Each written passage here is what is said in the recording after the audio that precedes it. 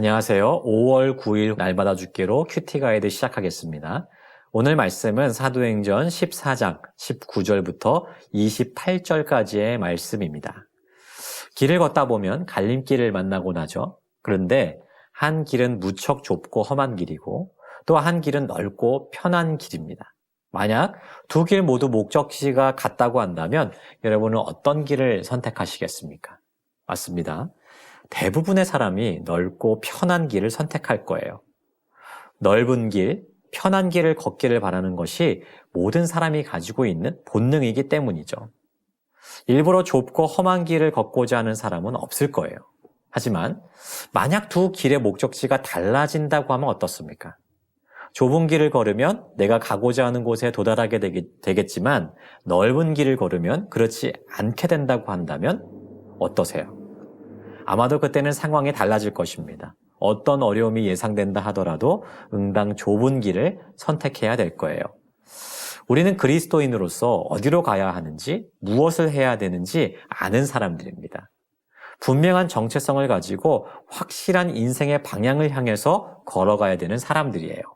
그러므로 혹 그 길이 험하고 좁다 하더라도 하나님이 주신 인생의 방향을 향해서 우직하게 걸어갈 수 있어야 합니다. 그 대표적인 모범을 보여주고 있는 사람이 누굴까요? 바로 사도 바울이었습니다. 관찰 질문 1번입니다. 루스드라에서 바울이 당한 핍박은 무엇이었습니까? 바울은 루스드라에서 큰 기적을 경험했습니다. 그러나 많은 사람이 바울이 이 기적을 일으킨 것으로 오해하여서 그를 신으로 섬기려 했어요. 바울이 이들을 만류했지만 여러분 곧 일어나게 된 일이 무엇입니까? 바울을 미워하는 유대인들이 그를 찾아와서 죽이기까지 돌로 친 것이에요. 바울이 죽은 것으로 여겼다고 되어 있는 것으로 보아서 바울에게 있어서는 정말 위험한 순간이 아닐 수 없었을 것입니다. 하지만 다행히 바울은 죽지 않았습니다. 거의 죽은 것과 같은 그런 상태에서도 바울은 자리에서 일어나 더베라는 성으로 가죠. 아마도 하나님의 기적적인 역사로 그가 소생하게 된 것이 아닐까 생각됩니다.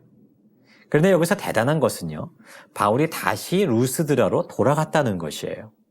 그리고는 그곳의 제자들에게 권면한 말이 있었습니다. 무엇입니까? 마음을 굳게 하고 이 믿음에 머물러 있으라는 것이에요.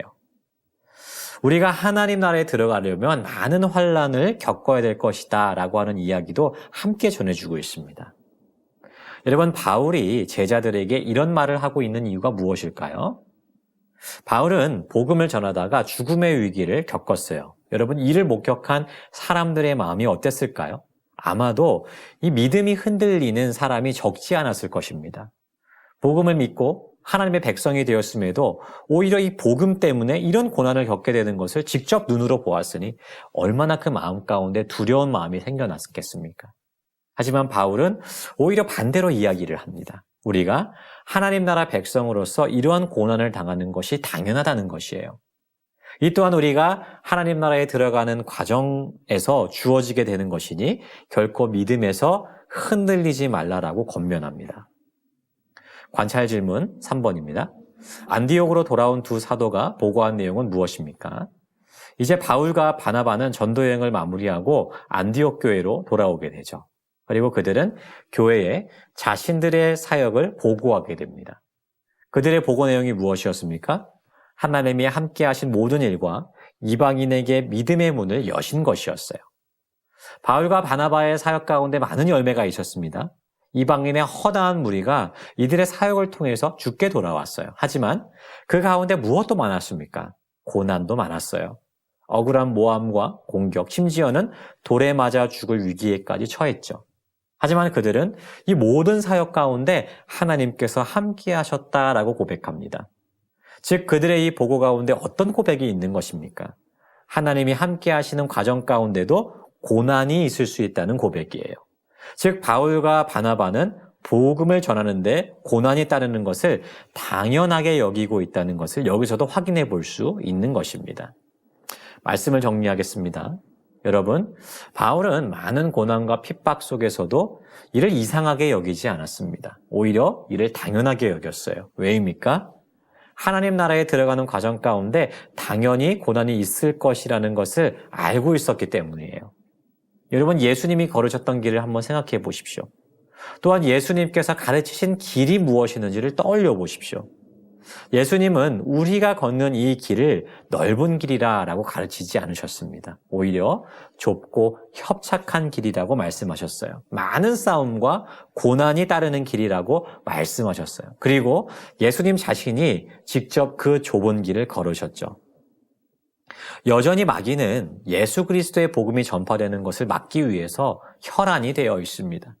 그 가운데 많은 영적인 싸움과 시련이 있는 것은 어찌 보면 당연한 것이죠.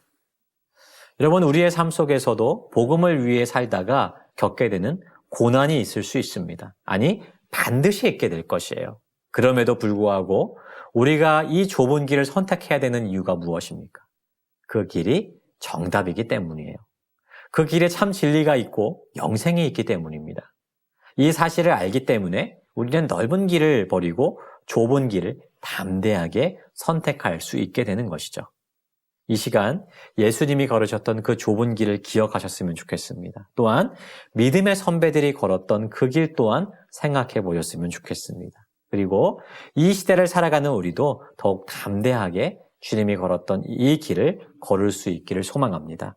오늘 이 말씀을 통해서 예수님을 따라 걷는 복된 삶을 살기를 다짐하는 우리 모두가 되기를 주님의 이름으로 축복합니다.